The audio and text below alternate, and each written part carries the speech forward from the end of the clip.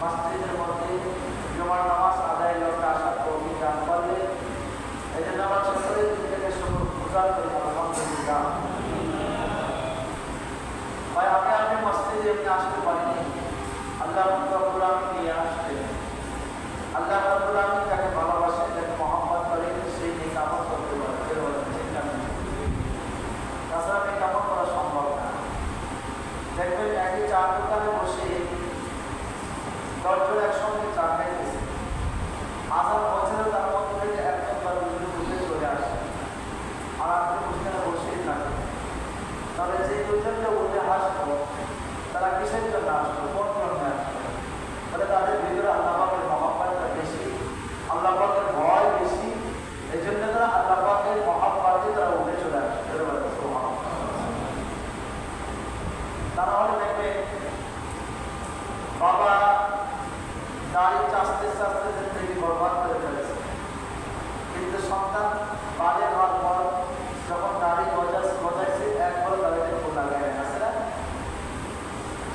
বাবা তুমি খাইতে খাইতে জিন্দগি শেষ, আগে বড় কথা, তারপরে সোনালি, তারপর আকিস, তারপরে হয়তো সিগারেট খাইছে, এখন হচ্ছে উপরটা খাওয়া হচ্ছে, হয়তো বা রাজা, হয়তো বা ইয়াবা, হয়তো বা বাপ, হয়তো বা এবার বাবা খাইতেছে, কিন্তু সন্তান একদিনেও সিগারেটের মুখ লাগায়। এসব হয় কিসের জন্য? বলে যার প্রতি আল্লাহ পাকের মহব্বত বেশি, তার থেকে আল্লাহ পাকের মহব্বতের বহিঃপ্রকাশটা বেশি পায়। যার অন্তরে আল্লাহ পাকের মহব্বত বেশি, তার কথাবার্তা, তার চলাফেরা, তার উঠা বসায়, তার মানুষের নমুনার মধ্যে আল্লাহ পাকের মহব্বতের বহিঃপ্রকাশ পায়। ওই যে জুলাইখা ইউসুফ আলাইহিস সালামের প্রেমের বেটারা, তো জুলাইখা কাছে দুনিয়ার সমস্ত রাজত্ব, সমস্ত সুখ শান্তি সব তুচ্ছ। কারা সে কিসের জন্য? ইউসুফের জন্য পাগল হয়েছে। এইভাবে লাইলি মজদুর অনেক কাহিনী আপনারা শুনছেন, তার তিনি অনেক শুনছেন। বলে কেন একজন একজনের প্রতি এত বেকার? বলে সে তার মহব্বতে সে পাগল হয়ে গেছে। সেই জন্য মজনুকে তার বাবা খানে কাবা তওয়াফে নিয়ে গেছে, খানে কাবা জিয়ারতে নিয়ে গেছে। তওয়াফ শেষ করার পরে মুনতাজিমে দাঁড়িয়ে দোয়া করলে আল্লাহ রাব্বুল ইজ্জত জালাল দোয়া কবুল করে। বলতেছে বাবা দোয়া করো, আল্লাহ আমার অন্তর থেকে তুমি লাইলি মহব্বতকে বের করে দাও। অবস্থা উল্টে দোয়া করে, আল্লাহ আমার অন্তরে লাইলি মহব্বতকে আরো বর্ধমান করে দাও, আরো ভরপুর করে দাও। এই জন্যে কেউ কারোর জন্য পাগল হলে সে তার জন্য উন্মাদ হয়ে যায়, উদাসীন হয়ে যায়।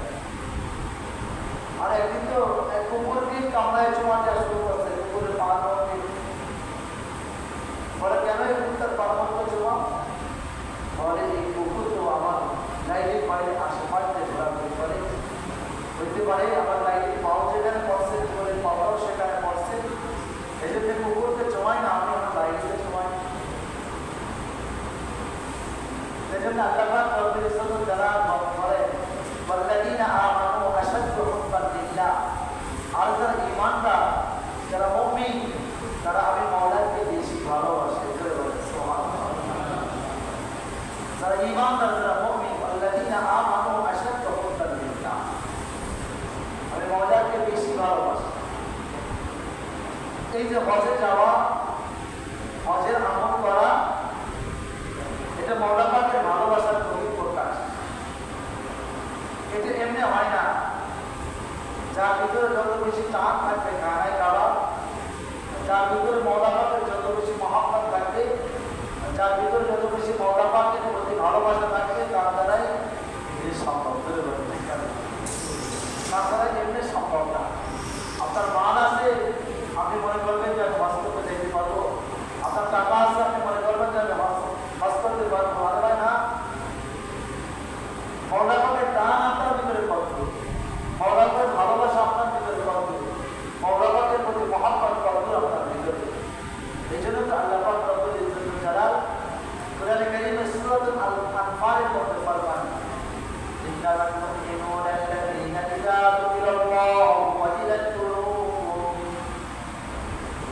تليت عليهم آياته زادتهم إيمانا وعلى ربهم يتوكلون إنما المؤمنون الذين إذا ذكر الله وجلت قلوبهم সূরা আনফালের আয়াতের মধ্যে আল্লাহ বলতেছেন আর মুমিন তো ওই ব্যক্তি মুমিন তো সে ইদা যুকির যার সামনে আল্লাহ পাকের কথাকে আলোচনা করা হয় ওয়াজিলাত কুলুবুহুম তার অন্তরের মধ্যে আল্লাহ পাক তার অন্তর আল্লাহ পাককে পাওয়ার জন্য বেপরোয়া বেচাইন হয়ে যায় আল্লাহ পাককে তালাশে সে পাগল হয়ে যায় সুবহানাল্লাহ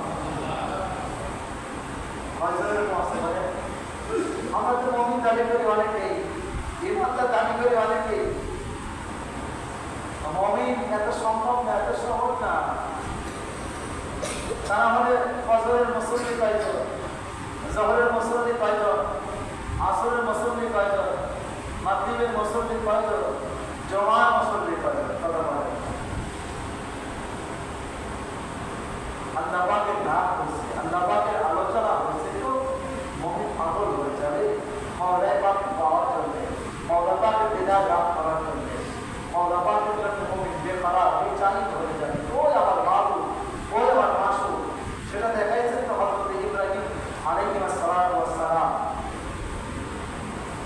হযরত ইব্রাহিম আলাইহিস সালাম আল্লাহ পাককে প্রশ্ন করলেন আল্লাহ আপনি তো দুনিয়াতে অগণিত অসংখ্য নবী পাঠিয়েছেন এক এক নবীকে আপনি এক একটা উপাধি দিয়েছেন যেমন হযরত মূসা আলাইহিস সালামকে বলেছে আল্লাহ পাক কারীমুল্লাহ হযরত ঈসা আলাইহিস সালামকে বলেছেন রূহুল্লাহ আদম আলাইহিস সালামকে বলেছেন সাফিউল্লাহ এভাবে হযরত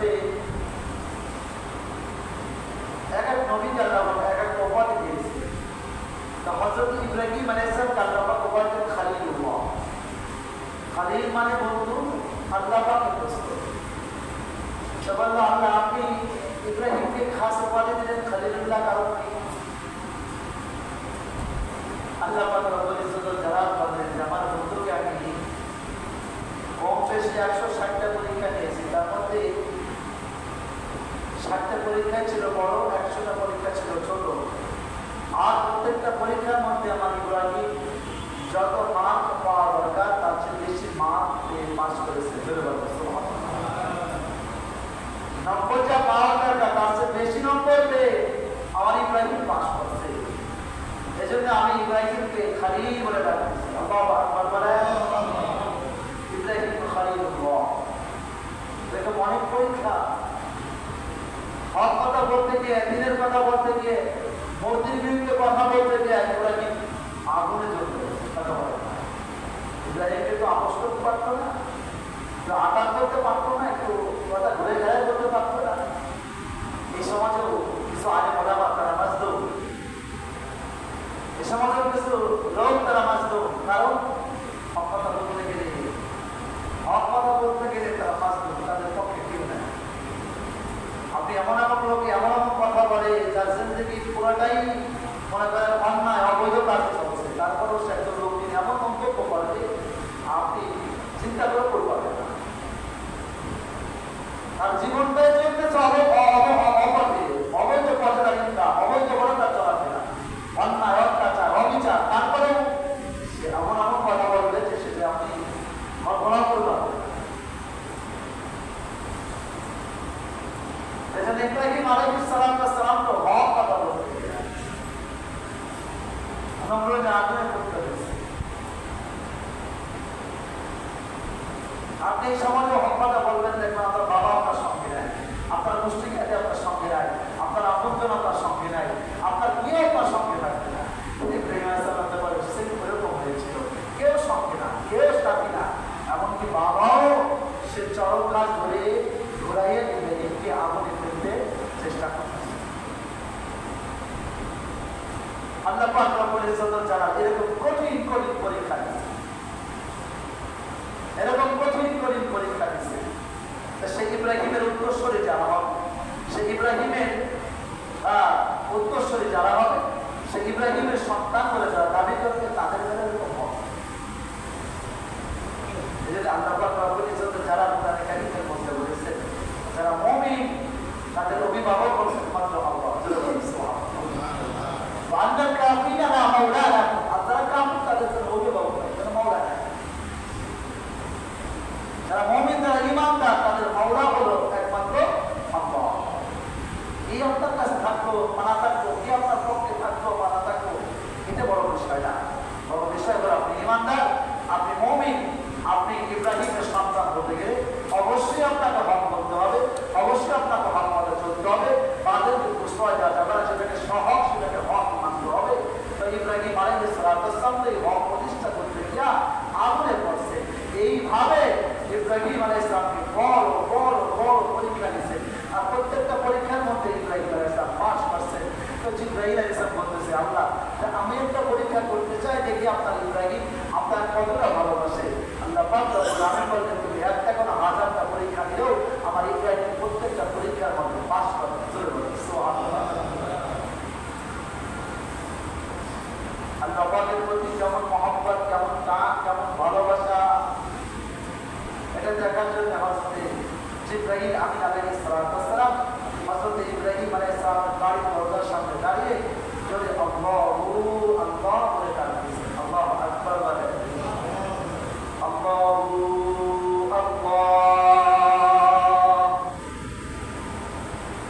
ডাকতেছে। তো ইব্রাহিম আলাইহিস সালাম দরজা খুলে বের হয়েছেন। এবারে যুবকদের তোর কণ্ঠে আমার মালিকের নামটা বড় সুন্দর শোনা যায়, আর একবার বল আমার মালিকের নাম। কিন্তু আমাদের সমাজে মুসলমান তাদের ইমানদার, তাদের এরকম লোক আছে, তারা বলে আযানের আওয়াজ আমার কাছে মনে হয় যে বিশ্বাস খোদার ডাকতেছে। জোরে বলে নাউযুবিল্লাহ। আযানের আওয়াজ বলে মনে হয় যে বিশ্বাস তার খোদার ডাকতেছে। তারপরে সে ইমানদার, তারপরে সে মুসলমান দাবি করে, তারপরে সে মুমিন দাবি করে, তারপরে সে ইমানদার দাবি করে, তারপরে সে ইব্রাহিমের সন্তান করে দাবি করে। কেমন ইব্রাহিমের সন্তান? ইব্রাহিম তো মালিকের জন্য পাগল ছিল। আল্লাহ বলে, ওয়াল্লাযীনা আমানু আশাদ্দু হুব্বান লিল্লাহ, ইন্নামাল মুমিনুনা আল্লাযীনা ইযা যুকিরাল্লাহু ওয়াজিলাত কুলুবুহুম ওয়া ইযা তুলিয়াত আলাইহিম আয়াতুহু যাদাতুহুম ঈমানান ওয়া আলা রাব্বিহিম ইয়াতাওয়াক্কালুন। আর মুমিন তো সেই মুমিন তো ব্যক্তি, আল্লাহ পাক রব্বুল আলামিন ফরমান, মুমিন তো ব্যক্তি যার সামনে মালিকের নাম দেওয়া হয়, যার সামনে আমি রবের নাম দেওয়া হয়, আমি রবের নাম শোনার সঙ্গে সঙ্গে লোকটা আমি রবের জন্য পাগল, সেই চাইতে করার হয়ে যায়। ইব্রাহিমের দরজার সামনে দাঁড়িয়ে যখন আল্লাহু আল্লাহ বলে ডাকতেছে, আল্লাহু আকবার, ইব্রাহিম সামনে থেকে বের হয়ে বলে, কে গো তুমি যুবক, তোমার কাছে আমার মালিকের নামটা বড় সুন্দর শোনা যায়, আর একবার বলো তো, আর একবার বলো। এবার যুবক বলে, ও ভাই ইব্রাহিম, প্রথমবার উনি শুনিয়েছি, এবার সময় রেখে দিবা। হযরত ইব্রাহিম বলে, আমার মাঠের মধ্যে অনেক ভেড়া-বকরি উট আছে, ওই সব তোমাকে দিয়ে দিলাম, তারপরে তোমার কণ্ঠে আমার মালিকের নামটা আর একবার শোনায় দাও। শোনাইছেন তো ইব্রাহিম আলাইহিস সালাম জমিনের মধ্যে পড়ে গেছেন, বেহুশ হয়ে গেছেন। আল্লাহু আকবার, আল্লাহর হাত ফিরে গেছে। তো আবার বলে, যুবক আবার শোনা কত ভালো লাগে, মজা লাগে। বলে, এবার কি দিবা? ও যুবক, আমার আস্তা বা ইস্তাগফার যত সম্পত্তি আছে সব করে দিয়ে দিলাম, তারপর শোনায় দে। এবার শোনাইছেন তো যুবক। আল্লাহু আকবার। ইব্রাহিম আলাইহিস সালাম আবার আজকের হালাত চলে আসছেন, মালিকের নাম শোনার পরে বেহুশ হয়ে পড়া। ইব্রাহিম আলাইহিস সালাম আজকের হালাত চলে যাওয়ার পরে বলে, যুবককে আর একবার শোনায় দে, বড় মজা লাগে, বড় মধুর লাগে। পরে প্রথমবার শোনাইছি, আপনি আপনার সমস্ত ভেড়া বকরি ছাগল দিচ্ছেন, দ্বিতীয়বার শোনাই না, আপনার সমস্ত আস্তাবার ইস্তাবার সম্পত্তি দিলেন। এবার কি দিলেন? ইব্রাহিম আলাইহিস সালাম তার মালিকের জন্য এখন পাগল বলে, যুবক রে, আমার জিন্দেগিতে তোরে ওয়াক্ফ করে দিলাম, আমি আজীবন তোর গোলামি করব, আজীবন তোর গোলাম থাকবো। যুবক, আর একবার তোর কণ্ঠে আমার মালিকের নাম শোনায় দে। আল্লাহু আকবার, আল্লাহু আকবার। এজন্য আল্লাহ পাক রব্বুল আলামিন বলে, ওয়াল্লাযীনা আমানু আশাদ্দু হুব্বান লিল্লাহ। ঈমানদার দাবি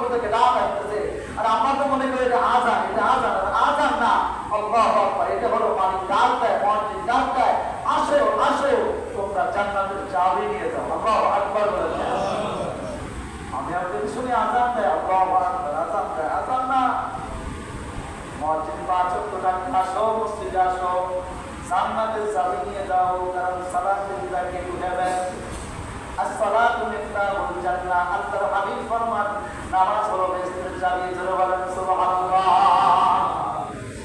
জিন্দেগির আমল বহুত আছে, নামাজ নাই, চাবি নাই, তালা কেমনে খুলবো যুবক? আর আমি দাবি করি আমি মুমিন, আমি ইমানদার। অথচ আল্লাহ কি বলে, আল্লাযীনা আমানু আশাদ্দু হুব্বান লিল্লাহ, আরে যারা ইমানদার তারা আমাকে বেশি ভালোবাসে। আল্লাহু আকবার। জোরে বলেন। কয় নম্বর ইমানদার? কয় নম্বর মুসলমান? আপনি খালি দোকান ইমানদার, খালি মুসলমান ইমানদার, মুমিন দাবি করেন। অবন্ধু আপনি কয় নম্বর ইমানদার? যুবক তুমি কয় নম্বর ইমানদার? আজান দিল মসজিদে ডাক্তার মসজিদ, কিন্তু তুমি ব্যস্ত, কিন্তু তুমি ছাড়তে পারতেছো না। বন্ধু বান্ধবের আড্ডায় ব্যস্ত পারবে, তুমি বন্ধু বান্ধবকে ছাড়তে পারতেছো না। তুমি কয় নম্বর ইমানদার? কয় নম্বর মুমিন? তুমি টিভি থেকে ব্যস্ত, আজান দিয়েছে, তুমি টিভি ছাড়তে পারতেছো না। দোকানের মধ্যে আড্ডায় ব্যস্ত, তুমি চার দোকানে গল্পে ব্যস্ত, আজান দিয়েছে, দোকানের বন্ধু বান্ধব ছাড়তে পারতেছো না। মুয়াজ্জিন যখন ফজর আযান দেয়, আসসালাতু খায়রুম মিনান নাওম, ঘুম থেকে নামাজ উঠো, তুমি যখন ঘুম থেকে উঠে মসজিদে আসতে পারো, তুমি কয় নম্বর ইমানদার? কয় নম্বর মুমিন? অথচ আল্লাহ পাক কোরআনে সূরা আনফালের মধ্যে ফরমান, ইন্নামাল মুমিনুনা আল্লাযীনা ইযা যুকিরাল্লাহ ওয়াজিলাত কুলুবুহুম ওয়া ইযা তুলিয়াত আলাইহিম আয়াতুহু যাদাতুহুম ঈমানান ওয়া আলা রাব্বিহিম ইয়াতাওয়াক্কালুন। আল্লাহ বলে, ইন্নামাল মুমিনুনা আল্লাযীনা ইযা যুকিরাল্লাহ, মুমিন ওই ব্যক্তি যার সামনে আল্লাহর আলোচনা করা হয়, লোকটা আল্লাহকে পাওয়ার জন্য পাগল। এই জন্য মান থাকলে হজে দেওয়া যায় না, টাকা থাকলে হজে দেওয়া যাবে না। এই অন্তরের মধ্যে মালিকের মহব্বত তৈরি করতে হবে, এই অন্তরের মধ্যে মালিকের ভালোবাসা তৈরি করতে হবে, মালিকের দরবারে কান্নাকাটি করতে হবে, দোয়া করতে হবে, আল্লাহ আমাকে তুমি তোমার বাইতুল্লাহ মেহমান করে দিও, আল্লাহ আমাকে তুমি তোমার বাইতুল্লাহ মেহমান করে দিও। দোয়া করা, আল্লাহ পাকের দরবারে কান্নাকাটি করা, আল্লাহ পাকের দরবারে চাওয়া, আল্লাহ পাকের দরবারে যাওয়ার জন্য ভালোবাসার মহিত প্রকাশ করা। করে বলেন ঠিক না বেশি? আরে আল্লাহু আকবার। এখন তো আমাদের মা বোনরা সব ডিজিটাল হয়ে গেছে। আগের যুগের মা বোনরা এনারাত ছিল, এখন ডিজিটাল কেমনে? এরা শুধু রান্নাটুকি করে বা ঘরের কাজ কামটুকি করে, কোরআন শরীফ ধরে বসবে বা কোরআন শরীফ খুলে নিয়ে পড়বে, এই তাদের সুযোগ নাই। সারাদিন শুধু দুনিয়ার ওই ইউটিউব আর ফেসবুক আর এই উল্টা পাল্টা কাজের মধ্যে ব্যস্ত থাকে। কিন্তু এনারাত যুগের মা বোনরা তারা খুব ভালো ছিল। এগুলি ছিল না আল্লাহু আকবার, ফজরের আগে ফজর নামাজ পড়ার পরে প্রত্যেকের বাড়ি থেকে কোরআন কারীমের তেলাওয়াত বেশি হতো। জোরে বলেন ঠিক না?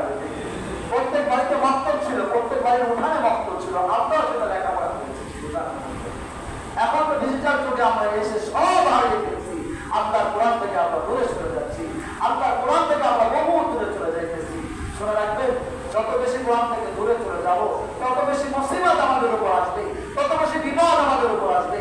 আর ওই মুসলিম জাতিকে কোরআন শূন্য করার জন্য, মুসলিম জাতির হাত থেকে সিনা থেকে কোরআনকে সরাই দেওয়ার জন্য ইহুদিরা, বৌদ্ধ, খ্রিস্টান, হিন্দুরা এরা খুব চেষ্টা করতেছে। ধরে বলেন ঠিক না?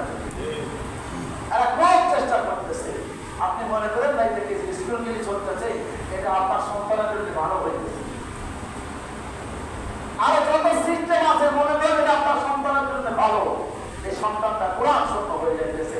আর যে কোরআন শূন্য হয়ে যায়, সেই ঘরে কোরআন থাকে না, বলে এই ঘরের মধ্যে মাকড়সা তাদের বাসা বাঁধে, ওই ঘরের মধ্যে মাকড়সা বাসা বাঁধে। সেই দিলের মধ্যে কোরআন থাকে না, ওই কোরআনের ওই দিলের মধ্যে শয়তান বাসা বাঁধে। ওকে আপনি যতই ওয়াজ করান, যতই করে, পরবর্তীতে কোরআন পেটে খাওয়ান, পরে কোরআনের মধ্যে কখনো আসবে না। চলে বলেন ঠিক না? ডক্টর শহীদুল্লাহ সাহেব একটা উট আমি পড়েছি, উনি বলছেন যে আমি মার পেটে থেকে পড়েই কায়দা শিখছি মার কাছ থেকে। এজন্য আমি ডক্টর শহীদুল্লাহ কখনো বেকায়দা চলে যাই। এতবার একজন পণ্ডিত, এতবার একজন শিক্ষিত, উনি বলে কখনো আমি বেকায়দা চলে যাই, আমি মার পেট থেকে পড়েই কায়দা শিখছি, যেন কখনো বেকায়দা আমি চলে যাই। আমি স্কুল কলেজ ভার্সিটিতে লেখাপড়া করছি, তারপরে কখনো আমি দাঁড়িয়ে পোশাক করি নেই, কখনো আমি নিজেদের পোশাক করি নেই, কখনো আমি নিজেদের সঙ্গে ওইভাবে সম্পর্ক করি নেই। আমি আমার ইসলামী তাকদীর আর নামাজ পড়তে চলাফেরা করছি। এজন্য আল্লাহ ইকবাল বলে আফসোস করে বলে, তুম শৌক সে কলেজ মে পড়ো আঁখোं में घूमो, तुम शौक से कॉलेज में पढ़ो पलकों में घूमो, चाहे जहाँ गुबारू में उड़ो चरखे मंजिल लो, लेकिन सखानत का क्या जिसकी रवैया अल्लाह को भी अपने हकीकत সব সে কামতে পারো পার কোনে ঘুমো চাই জায়গায় গোবার উবে উড়ো চল খমে ঝুলো। আরে তুমি পার্কে ঘুরোবা, যেখানেই ঘুরোবা, তুমি কলেজ ইউনিভার্সিটি যেখানেই লেখাপড়া করো না করো, তাতে কোনো সমস্যা নেই। কিন্তু শোনো, लेकिन আল্লাহ নবী আপনি হাকিকত না ভুলো। তুমি তো মুসলমানের সন্তান, তোমার হাকিকত হলো আল্লাহ এবং নবী। আল্লাহ এবং নবী, যেটা আল্লাহ বলে ওয়া ইল্লাহ ওয়া রাসূল ফাউলাইকা মা'আল্লাহ। আরে যে ব্যক্তি আল্লাহ এবং তার রাসূলের ইতরাত করে, আল্লাহু আকবার, আল্লাহ পাক তাকে অবৈধ অসংখ্য নিয়ামত দান করবে। জোরে বলেন সুবহানাল্লাহ। তুমি যেখানেই ঝগড়া করো, তুমি স্মরণ রাখবে তুমি ঈমানদার, তুমি মুসলমান, তুমি নবীর উম্মত, তোমার এই হাকিকতটা তুমি ভুলবে না, তাহলে তোমাকে কেউ নষ্ট করতে পারবে না। তোমার ঈমান, তোমার তাওহীদ, তাওয়াক্কুল কেউ ধ্বংস করতে পারবে না। তো বলতেছিলাম যে আলাদুলের মামুনটা বড় ভালো ছিল। এক মুরব্বী, সে কখনো নামাজ পড়তো না, কিন্তু মা তার স্ত্রী বড় দিনদার, সে 5 ওয়াক্ত নামাজে দোয়া করতো, আল্লাহ আমার স্বামীকে তুমি নামাজি বানাই দাও, আমার স্বামীকে তুমি নামাজি বানাই দাও, আমার স্বামীকে তুমি নামাজি বানাই দাও, আল্লাহ আমার স্বামীকে তুমি নামাজি বানাই দাও। আরে দোয়া করতে করতে দোয়াটা কবুল হয়েছে, কিন্তু সরাসরি কবুল হয় না, ইনডাইরেক্ট কবুল হয়েছে। কি কবুল হয়েছে? যখনই আযান দেয় তখনই ওই বৃদ্ধ লোকটা ওযুর স্থান থেকে চুলকায়। চলে বলেন সুবহানাল্লাহ।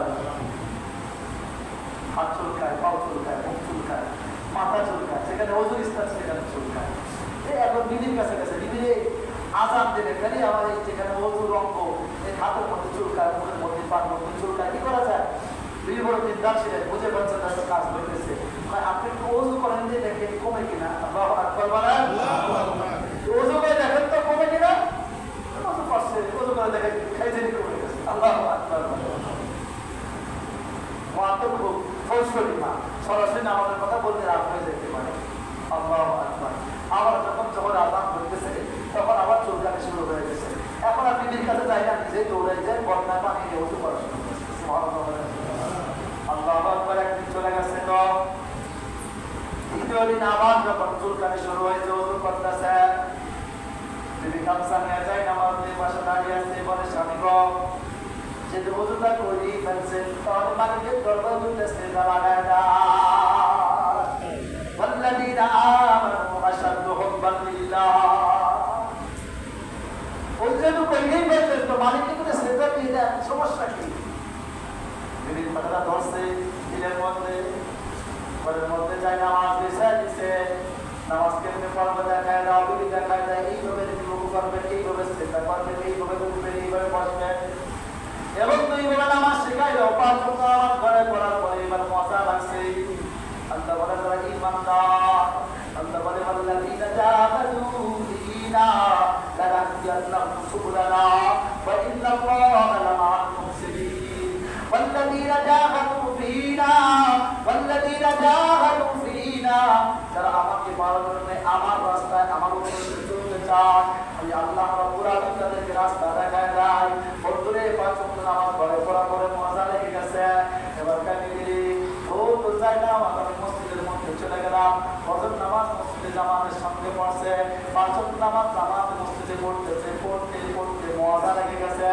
এবং 11 মাস নামাজ পড়ার পরে মাঝে রমজান মাস চলে আসছে, বারকাত বিবি জীবনে একটা রোজা রাখে, এবার রোজা রাখবো, এবার রোজা রাখে, আল্লাহ পাকের দরবারে কান্নাকাটি করে। এবং তো চলে গেছে বিবিরে, কখন তো মসজিদে এতে কাবে এসে নেয়, আল্লাহ পাকের মেহমান হয়ে যায় নাই, ওই ঘরের মালিক আল্লাহ, আমি বলো মেহমান, গাড়ি গুছাই রে, আমি আল্লাহ পাকের ঘরে যাই, বলেন সুবহানাল্লাহ।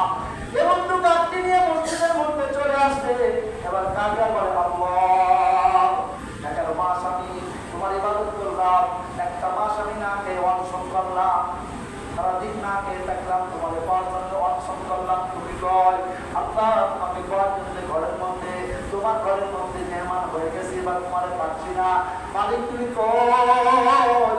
আল্লাহ বলে ওয়াল্লাযীনা আমানু আশাদ্দু হুব্বান লিল্লাহ, যারা ঈমানদার তারা মালিককে বড় বেশি ভালোবাসে। এই বন্ধুরা ইন্তেকাল শেষ করে বাড়ি আসার পর বিবিকে বলে, এরবি সন্তানদের ডাকে, সন্তানকে ডাকা হলো, বলে সন্তানেরা আমার জমি বিক্রি করে আমাকে পাসপোর্ট করে আমাকে আল্লাহর ঘরে মেহমান বানানোর ব্যবস্থা করো, আমি আমার মালিকের তালাশে আমার রবের ঘরে যাব। আল্লাহু আকবার। গেছে।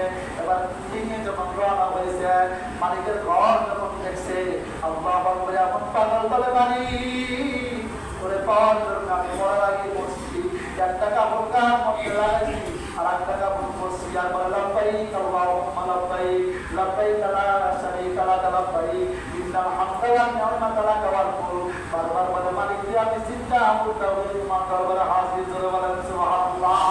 আল্লাহ ঘর দেখাবেন রূপ দিয়ে এখানে কাবার গেলাম ধরে কাছে বলে ও মালিক 11টা মাস ধরে তালাশ করলাম পাইলাম না, রমজান মাস পরে তালাশ করলাম পাইলাম না, এবার তোমার ঘরের সামনে হাজির খানায় কাবার গেলাম কাদের বলে মালিক যে তুমি কই, তোমার না নিয়ে আমি যাবো না। মালিকের ঘর টপ করে আর কাদের রব্বানা সালামনা আনফুসানা ওয়া ইন লাম তাগফির লানা ওয়া তারহামনা লানাকুনান্না মিনাল খাসিরিন। মজা লাগছে। আল্লাহ বলে ইন্নামাল মুমিনুনা আল্লাযীনা ইযা যুকিরাল্লাহ ওয়াজিলাত কুলুবুহুম। অন্তরের মধ্যে মজা লাগছে। এবার মালিককে পাওয়ার জন্য পাগল খানায় বাবা তাপ শেষ করে মদিনা রওজার দিকে রওনা হয়ে গেছে। আল্লাহু আকবার। রওজা শরীফের সামনে দাঁড়িয়ে সালাম দেয়, আসসালাতু ওয়াসসালামু আলাইকা ইয়া রাসূলুল্লাহ, আসসালাতু ওয়াসসালামু আলাইকা ইয়া হাবিবাল্লাহ, আসসালাতু ওয়াসসালামু আলাইকা ইয়া রাহমাতাল লিল আলামিন। সালাম যখন দিয়ে দিছে, মদিনার নবীর রওজা থেকে দেখে বলে উম্মত তুই আমার রওজাটার সামনে দিয়ে দোয়া কর, তুই আবার রওজার সামনে যেতে এসে মোহাম্মদ সালাম দিস, সাহাবার সামনে দিকে নিয়ে যা।